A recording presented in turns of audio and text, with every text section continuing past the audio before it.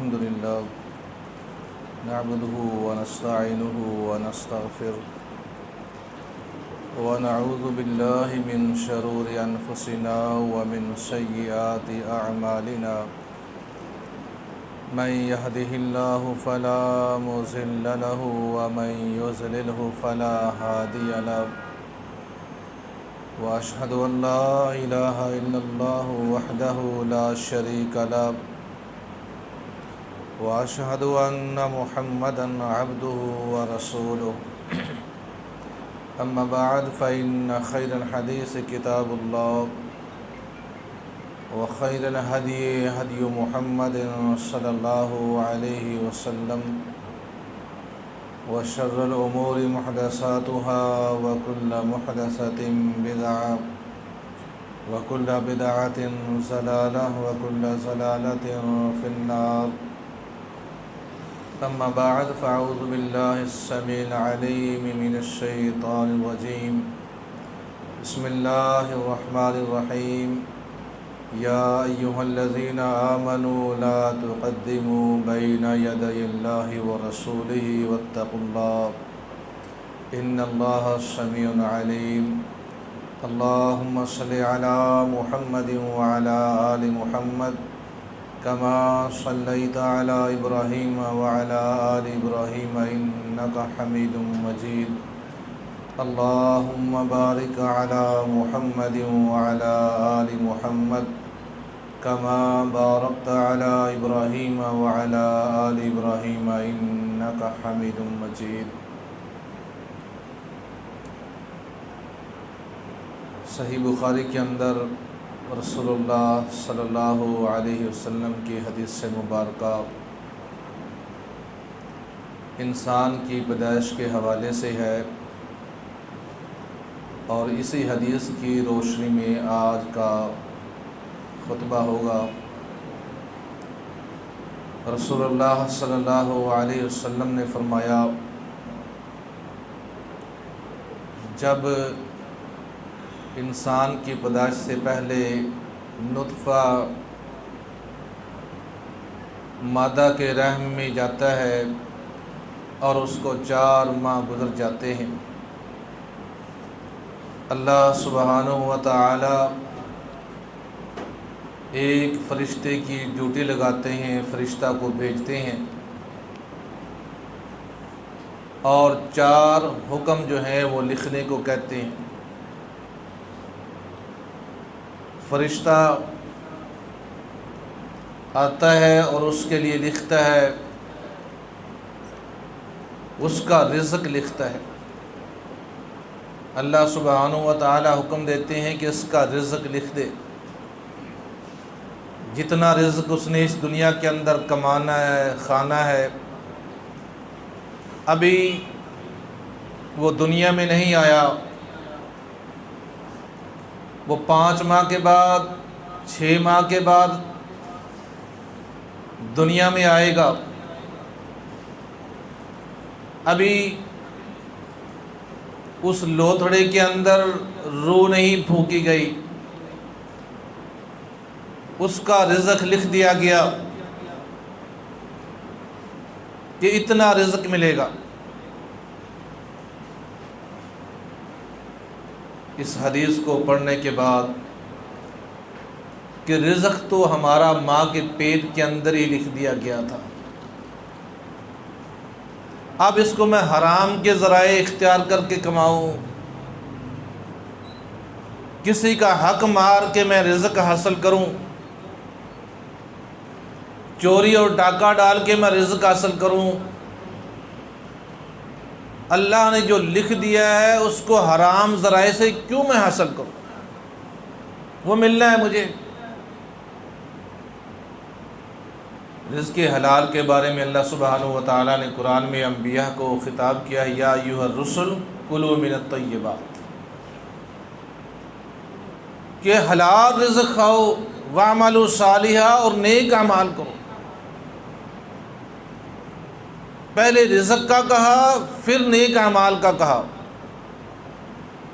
اگر رزق حلال نہیں ہے تو عمل قابل قبول نہیں ہے۔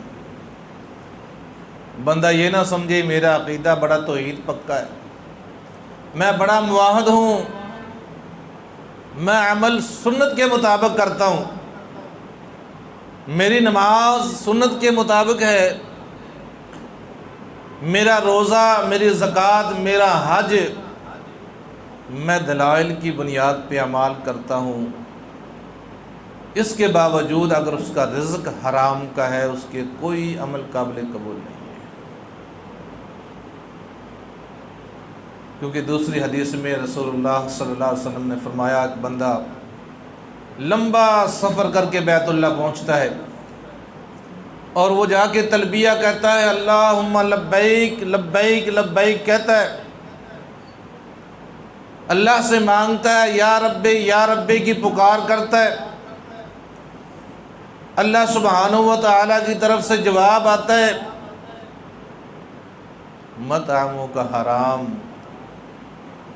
مشربوں کا حرام، ملبسوں کا حرام، تو نے جو کھایا ہوا ہے وہ حرام کا ہے، جو تو نے پیا ہوا ہے وہ حرام کا ہے، جو جسم کے اوپر کپڑے ہیں یہ حرام کے پیسے سے ہیں، اب تیری دعا کو میں کس طرح قبول کروں؟ ہمارے ہاں یہ کنسیپٹ پایا جاتا ہے نا کہ حرام کمائی اکٹھی کرو، اور پھر سوچتا ہے بندہ کہ میں نے رج کے حرام کما لیا ہے، اب میں گناہ بھی بخشوا لوں اور حج اور عمرہ کر کے آ جاتا ہوں،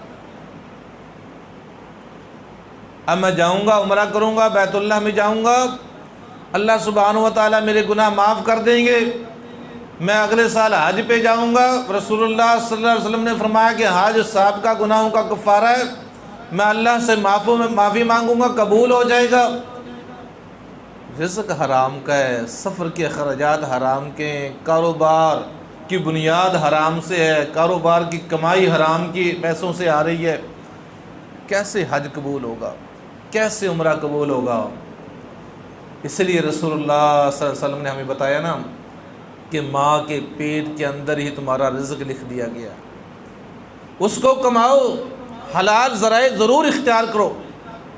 ایک سفر کے دوران رسول اللہ صلی اللہ علیہ وسلم جا رہے ہیں، دوسرے اونٹ کے اوپر ایک صحابی سوار ہے، اس نے دیکھا کہ ایک کھجور پڑی ہے، اس نے اس کھجور کو اٹھایا، صاف کیا اور کھا لیا۔ رسول اللہ صلی اللہ علیہ وسلم نے فرمایا یہ تیرے لیے لکھی ہوئی تھی، یہ تیرا رزق لکھا ہوا تھا، ہم نے یہاں آنا تھا، یہاں سے گزرنا تھا، یہ کھجور تیرے پاس تو نہ بھی آتا تو جہاں تو ہوتا وہاں پہنچ جاتی۔ جو مالک نے رزق لکھ دیا ہے وہ ملنا ہے، ہاں ذرائع ہم نے اختیار کرنے ہیں، حرام کے اختیار کر لیں، حلال کے اختیار کر لیں۔ ابھی بنیاد رکھی جا رہی ہے،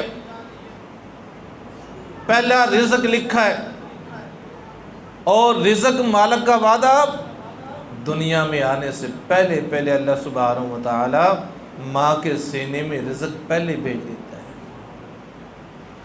رزق تو پہلے آ جاتا ہے، فرشتہ اس کا رزق لکھ دیا جاتا ہے، غریب ہوگا، امیر ہوگا، فیکٹریوں کا مالک ہوگا، دیہڑی مزدوری کرے گا، رزق لکھ دیا جاتا ہے۔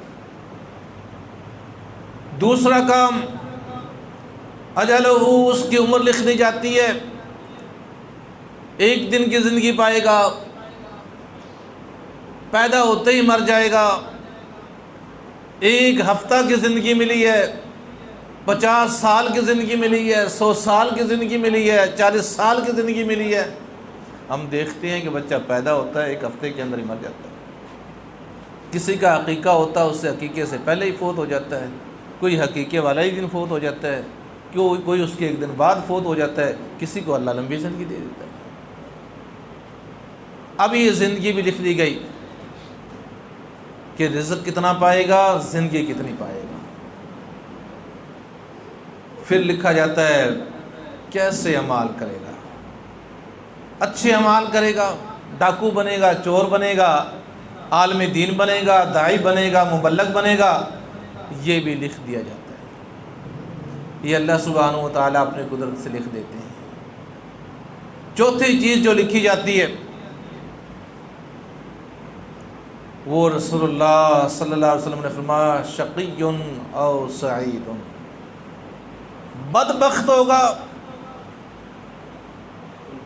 نیک بخت ہوگا، برا ہوگا اچھا ہوگا، جہنمی ہوگا جنتی ہوگا۔ اللہ اکبر۔ اس حدیث کو پڑھنے کے بعد، اس آخری پوائنٹ کو پڑھنے کے بعد حضرت عمر رضی اللہ تعالیٰ عنہ کے بارے میں آتا ہے، جب وہ بیت اللہ کا طواف کرتے تو روتے ہوئے دعا کرتے۔ ایک تو دعا رسول اللہ صلی اللہ علیہ وسلم نے بتائی ہے کہ رکن یمانی کے پاس جب تم پہنچو تو وہاں تم نے یہ دعا پڑھنی ہے، ربنا آتنا فی الدنیا حسنہ وفی الآخرۃ حسنہ وقنا عذاب النار، اور فرمایا اس کے بعد جو مرضی دعا مانگو۔ اب عمر رضی اللہ تعالیٰ عنہ یہ دعا پڑھتے جو اللہ کے نبی نے بتائی ہے، ربنا آتنا، اس کے بعد کیا مانگتے؟ اس کے بعد اللہ سے دعا کرتے، اللہم ان کنت کتبت علی شقوۃ او ذنبا، اللہ اگر تو نے مجھے شقی لکھ دیا ہے، بدبخت لکھ دیا ہے، برا لکھ دیا ہے، میرے مقدر میں تو نے اگر مجھے برا لکھ دیا ہے یا گناہ گار لکھ دیا ہے، فماحو، مٹا دے، اللہ اس کو مٹا دے۔ کیا دلیل ہے اس کی؟ سورہ رات کی آیت نمبر 39، اس میں اللہ سبحانہ و تعالیٰ فرماتے ہیں یمحو اللہ ما یشاء ویثبت، جو اللہ چاہے مٹا دے اور جو چاہے نہ مٹائے۔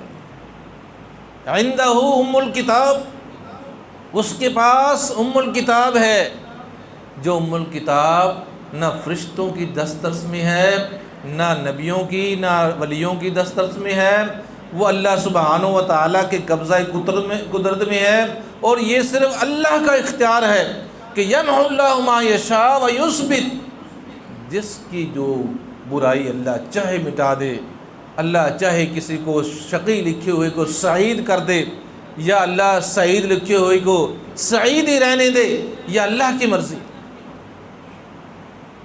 لیکن یہاں ایک دنیا کی بات جو آپ سنتے ہوں گے، میں نے بھی بازار میں سے یوں ہی گلیوں میں سے چلتے ہوئے سنی ہے، مجھے اچھی طرح تو وہ فقرہ یاد نہیں ہے کیسے کہتے ہیں کہ اللہ سبحانہ و تعالیٰ نے میرے مقدر کچی پینسل سے لکھے ہیں اور تو بابا جی پکی پینسل سے لکھ دے۔ اب مجھے الفاظ وہ سیم نہیں آتے۔ اللہ نے میرا مقدر کچی پینسل سے لکھا ہے، تو پکی پینسل سے لکھ دے، یعنی اس کو ڈیلیٹ کر، ریموو کر، کچی پینسل والا ریموو ہو جاتا ہے اور پکی والا ریموو نہیں ہوتا۔ جو تو لکھے گا وہ نہیں مٹے گا، جو اللہ نے لکھا ہے وہ مٹ جائے گا۔ یہ اس قرآن کی آیت کے سرن خلاف، سیدھے سیدھے قرآن کے خلاف بات ہے، کوئی روکنے والا نہیں۔ یمحو اللہ ما یشاء، اللہ مٹا سکتا، کوئی نہیں مٹا سکتا، اللہ ہی اس کو قائم رکھ سکتا ہے، کوئی اور قائم نہیں رکھ سکتا۔ دعا کون مانگ رہا ہے؟ احادیث کے اندر جنت کی خوشخبریاں، عمر فی الجنہ، جنت کی خوشخبری، مختلف مواقع کے اندر اللہ کے نبی نے جنتی ہونے کی خوشخبری دی۔ لوگ کہتے ہیں، کچھ ہمارے کلمہ پڑھنے والے بھائی وہ اہل بیت کی محبت میں غلو کرتے ہوئے کہتے ہیں نہیں یہ اللہ کے نبی کی دور کی بات تھی، بعد میں یہ جو ان کے بارے میں رسول اللہ صلی اللہ علیہ وسلم نے بشارتیں دی تھی یہ ختم ہو گئی تھی۔ اللہ اکبر۔ جب بی بی ناراض ہو گئی تھی تو وہ بشارتیں ختم ہو گئی تھی۔ یہ تو رسول اللہ کی حیاتی تک یہ بات تھی، لیکن رسول اللہ صلی اللہ علیہ وسلم کی ایک حدیث سے مبارکہ اللہ کے نبی صلی اللہ علیہ وسلم نے صحابہ کو خطاب کر کے فرمایا، میرے صحابہ رات میں نے خواب دیکھا، میں نے خواب دیکھا، میں نے جنت کی سیر کی، اس کے باغات دیکھے، اس کی نہریں دیکھی، اس کے محل دیکھے۔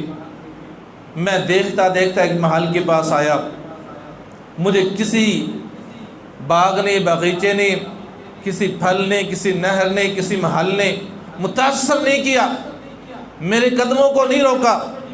میں اس محل کے پاس آیا، اس محل کے پاس آنے کے بعد مجھ محمد صلی اللہ علیہ وسلم کے قدم رک گئے، میری خواہش ہوئی اور میں نے سوچا کہ شاید یہ میرا محل ہے۔ میں اس کے سامنے رک گیا، میرے دل میں تجسس پیدا ہوا کہ معلوم کروں محل کس کا ہے، کوئی بتانے والا نہیں ہے۔ میں نے ادھر ادھر دیکھا، ایک عورت بیٹھی ہے، میں نے اس سے جا کے کہا لمن رجلن، یہ کس شخص کے لیے ہے؟ اس عورت نے کہا لرجل من قریش، ایک قریشی جوان ہے، ایک قریشی آدمی ہے، یہ اس کا مال ہے۔ رسول اللہ صلی اللہ علیہ وسلم فرماتے ہیں میں نے کہا انا من القریش، میں بھی قریشی ہوں، میں بھی قریشی ہوں، میرا ہے یا کس شخص کا ہے؟ کہنے لگی لرجل من امت محمد صلی اللہ علیہ وسلم، یہ محمد صلی اللہ علیہ وسلم کی امت کے اندر ایک شخص ہے قریشی، اس کا ہے۔ تو رسول اللہ صلی اللہ علیہ وسلم فرماتے ہیں میں نے کہا انا محمد، وہ محمد صلی اللہ علیہ وسلم میں ہوں، اب مجھے بتائیے کس کا ہے؟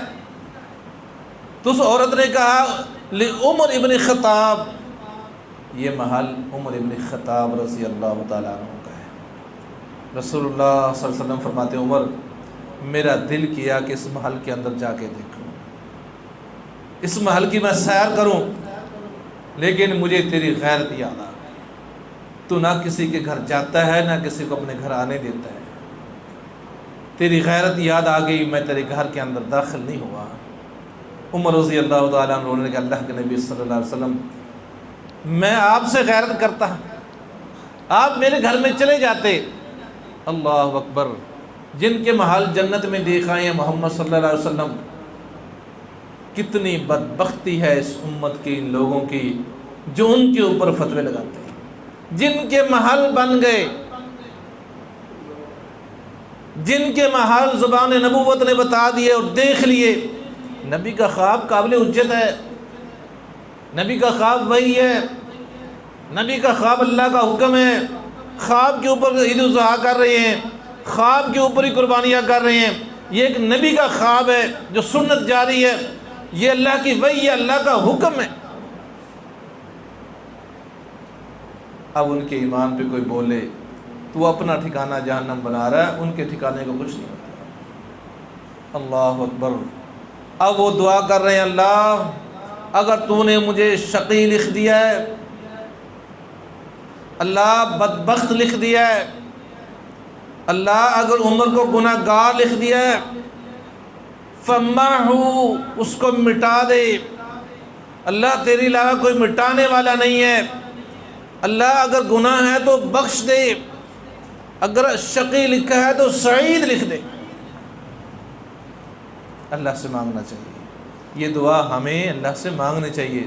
صحابہ مانگتے تو ہم کس بات کے مولی ہیں؟ ہر وقت اللہ سے مانگنا چاہیے کہ اللہ شقی اگر ہیں تو سعید کر دے، اللہ اگر برے لکھ دیے گئے ہیں تو یمحو اللہ، تو مٹا سکتا ہے، وہ یثبت، تو ہی قائم رکھ سکتا ہے، تیرے علاوہ کوئی نہیں مٹا سکتا۔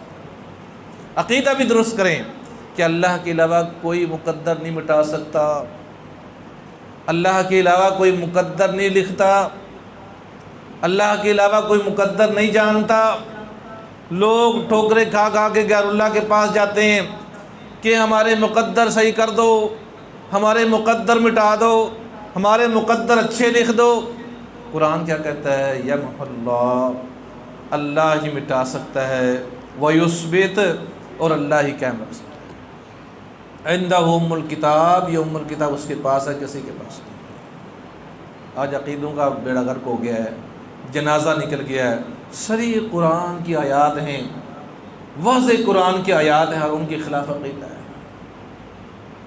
اللہ اکبر، پچھلے دن ایک بھائی بیان کرنے لگے، وہ جماعت جو نکلتی ہے ہمارے بھائیوں کی، حنفیوں کی، تو اس نے کیا بیان کیا؟ اس کے اندر ہم نے نرمی بھی اختیار کی، چلو ایک اللہ کی دعوت دیتے ہیں، اللہ اسے ہوتا ہے کسی سے نہیں ہوتا، یہ باتیں کرتے ہیں تو ہندی باتیں کرتے ہیں۔ اب کیا بیان کیا؟ بیان کرتے کرتے دعا کے بارے میں کہ اللہ سبحانہ و تعالیٰ نے جب آدم علیہ السلام کو نکالا تو آدم علیہ السلام نے دیکھا دعا مانگنے کے لیے کہ کیسے مانگوں، تو دیکھا کہ عرش کے نیچے لکھا ہوا تھا کہ لا الہ الا اللہ محمد رسول اللہ، تو کہا اللہ اس ذات کا، اس ہستی کا واسطہ ہے جس کو تو نے اپنے نام کے ساتھ لکھا ہوا ہے، اس کے صدقے میری دعا قبول کر لے، دعا قبول ہو۔ اللہ اکبر، کیسے خاموشی اختیار کریں؟ حق اور باطل ٹکرا گیا ہے، قرآن اور بات ٹکرا گئی ہے، قرآن کچھ اور کہتا ہے، مولوی صاحب کچھ اور کہتا ہے۔ قرآن کہتا ہے فَتَلَقَّى آدَمُ مِن رَبِّ کلمات، اللہ نے آدم کو کلمات سکھائے، کلمات بھی بتا دیے، ربنا ظلمنا انفسنا وَإِن لَّمْ تَغْفِرْ لَنَا وَتَرْحَمْنَا لَنَكُونَنَّ مِنَ الْخَاسِرِينَ۔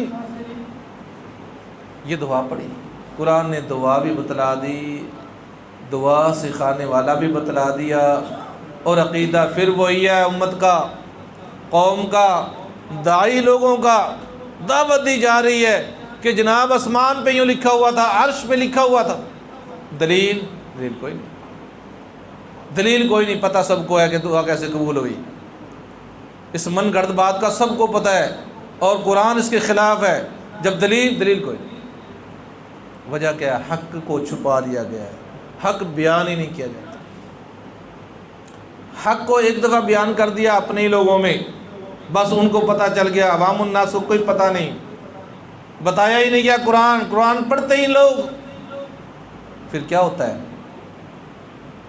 حتیٰ اذا استیأس الرسل، پچھلی قوموں کے بارے میں اللہ فرماتے ہیں جب رسول نا امید ہو گئے، جب رسول نا امید ہو گئے، اور انہم قد کذبوا، اور ان لوگوں نے کہا جو اس وقت موجود تھے دنیا میں ان کی امتی، کہ ہمیں جو یہ رسول کہتا ہے جھوٹ ہے، جو یہ کہتا ہے یہ جھوٹ ہے، جھوٹی بات کرتا ہے، کوئی حق نہیں، کوئی اللہ نے نازل نہیں کیا۔ اللہ فرماتے ہیں فَجَاءَ نَصْرُنَا، پھر ہماری مدد آ جاتی ہے، پھر ہماری مدد آ گئی، فَنُجِّيَ مَن نَّشَاءُ، پھر ہم نے جسے چاہا نجات دی، وَلَا يَرُدُّ بَأْسُنَا عَنِ الْقَوْمِ الْمُجْرِمِينَ، اور ہمارا عذاب نہیں ہٹتا ظالموں سے۔ آج امت کی حالت، 1.25 ارب مسلمان دعا کر رہے ہیں قبلہ اول کے لیے، بیت المقدس کے لیے، انبیاء کی زمین کے لیے، اور وہاں کے لوگ لڑ رہے ہیں، اور ایسا بزدل دشمن مار رہا ہے، اتنا بزدل دشمن ہے، نبی ساتھ ہے موسیٰ علیہ السلام، اور کہا کہ چلو فلسطین میں بیت المقدس میں داخل ہوتے ہیں، اللہ نے وعدہ کر لیا ہے کہ تم اس کے اندر داخل ہو جاؤ، تم غالب آ جاؤ گے، تم نے صرف داخل ہونا ہے، تم اس کے اندر داخل ہو جاؤ گے، تم غالب آ جاؤ گے، تھوڑی بہت ہی جھڑپ ہوئی تو ہوئی، ورنہ غالب تم نے آنا ہے۔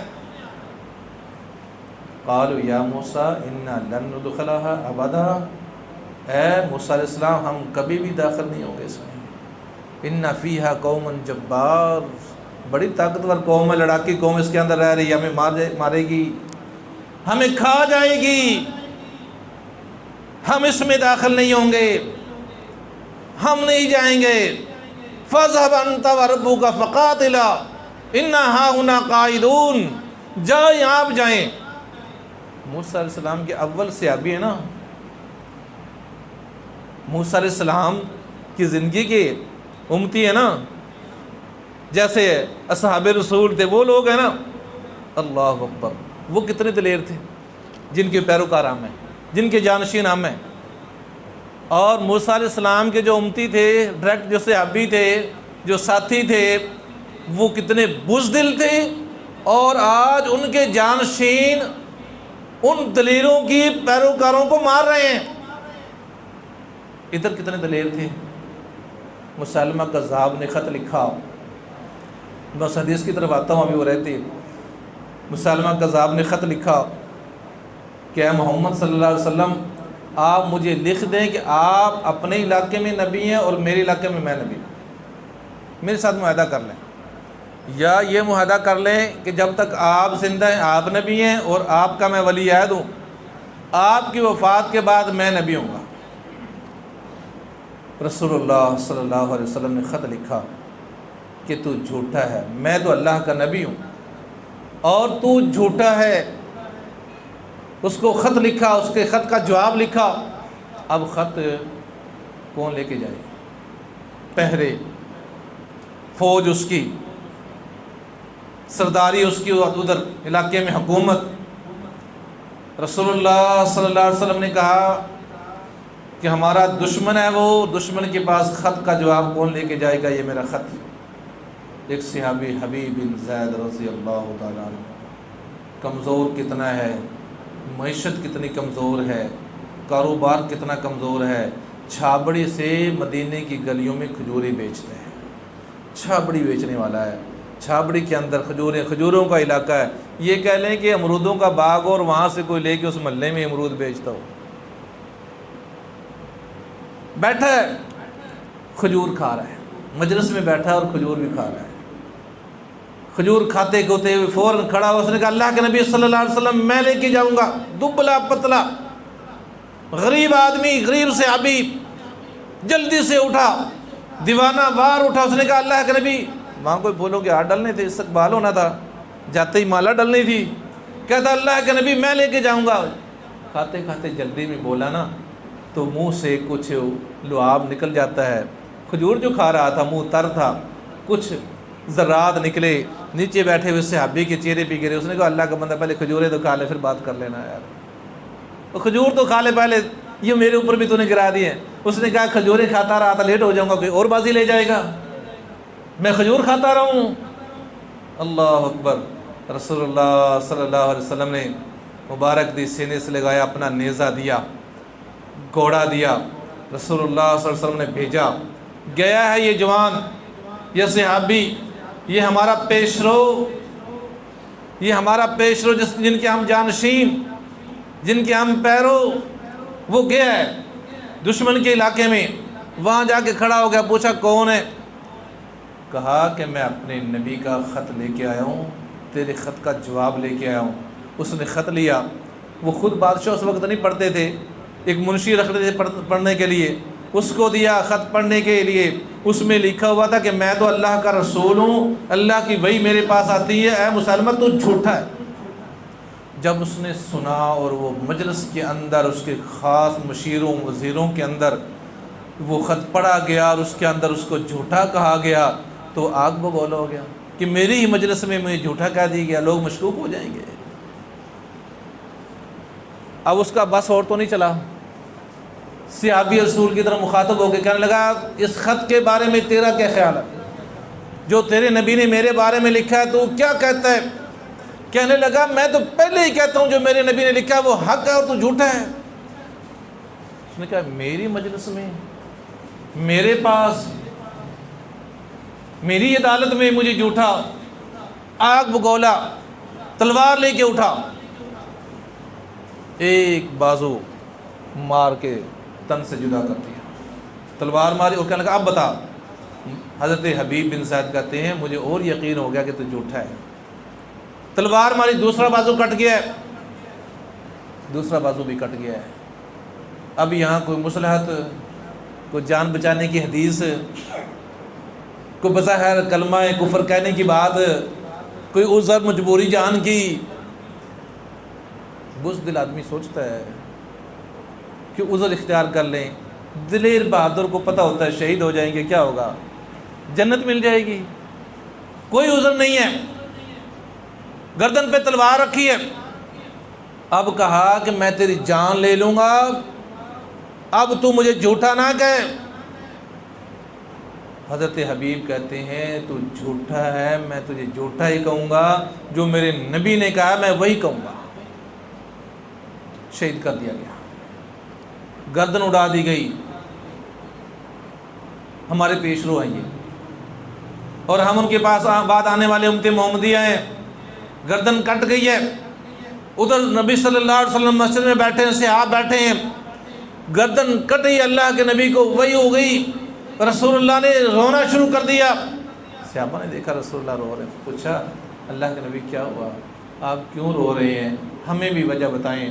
رسول اللہ صلی اللہ علیہ وسلم نے فرمایا حبیب شہید ہو گئے، اللہ نے میرے حبیب کو جنت میں داخلہ دے دیا، اللہ وہ میرا حبیب تو جنت کے محلوں کے اندر آرام سے ٹہل رہا ہے، مجھے اپنے ساتھی کی جدائی کا دکھ ہوا ہے۔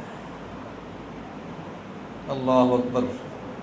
جس نبی کے اصحاب اتنے دلیر، اس کے مقابلے میں دوسرا نبی موسیٰ علیہ السلام کے اصحاب اتنے بزدل، وہ کہیں کہ تو جا، تیرا رب جا، اور جاؤ اور اس شہر کو خالی کراؤ، پھر جائیں گے۔ وہ بزدل لوگ آج ان دلیروں کی نسلوں کو کاٹ رہے ہیں۔ وجہ کیا ہے؟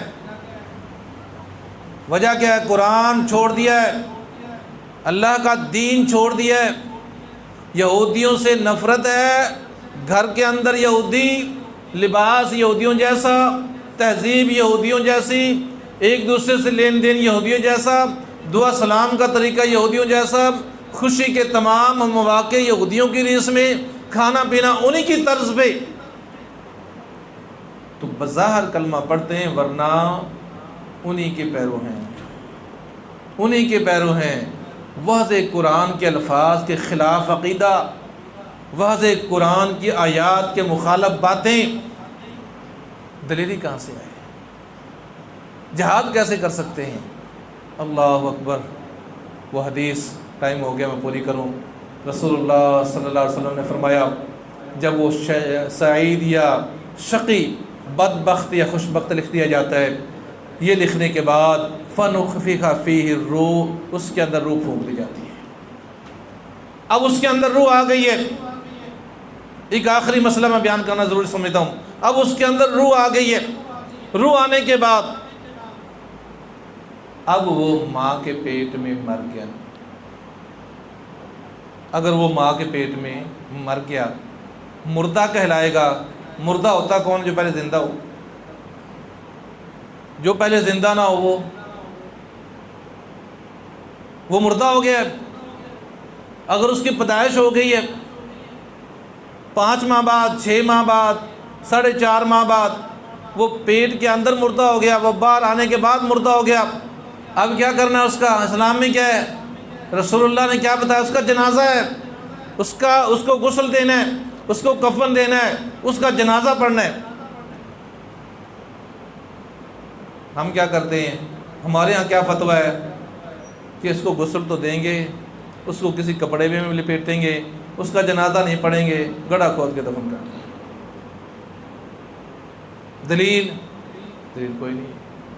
رسول اللہ صلی اللہ علیہ وسلم، مسند احمد کے اندر حدیث، ابو داؤد کے اندر حدیث، اللہ کے نبی صلی اللہ علیہ وسلم نے فرمایا فَاسْقُطْ فَصَلَّ عَلَيْهِ، جو مردہ پیدا، فَاسْقُطْ کہتے ہیں جو مردہ پیدا ہو جائے، جو پیدا ہونے کے بعد بولے نا۔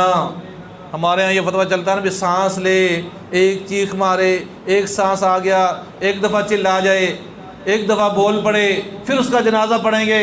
فرمایا فاسقط، نہیں بولا، پیدا ہی مردہ ہوا ہے، ماں کے پیٹ کے اندر روح پھونکی گئی تھی، روح نکل گئی۔ اللہ کے نبی نے فرمایا فصلی علیہ، اس کے اوپر نماز جنازہ ہے۔ ہم نہیں پڑھتے، فتوے اس کے خلاف ہیں۔ تو اللہ سبحانہ و تعالیٰ سے دعا ہے کہ اللہ ہر معاملے میں قرآن اور حدیث سے رہنمائی لینے کی توفیق عطا فرمائے۔ اللہ اسلام کا دامن تھامنے کی توفیق دے۔ اسلام پہ ہم آ جائیں گے، اللہ سبحانہ و تعالیٰ ہمیں فتح بھی دے دیں گے، ہماری معیشت بھی بہتر کر دیں گے، اللہ کافروں کے اوپر ہمارا روب بھی بٹھا دیں گے۔ ہم اس نبی کی امت ہیں جس کے بارے میں اللہ کے نبی صلی اللہ علیہ وسلم نے خود فرمایا کہ اللہ نے مجھے یہ خاصیت دی ہے کہ 1 مہینے کی مسافت پہ میرا دشمن کانپ رہا ہوتا ہے۔ میں 1 مہینہ دور ہوتا ہوں کہ سفر کر کے مہینے بعد وہاں پہنچوں گا، اور دشمن 1 مہینے کی مسافت سے کانپ رہا ہوتا ہے۔ صحابہ کرام رضوان اللہ علیہ مجمعین نے اسی مثال کو قائم رکھا۔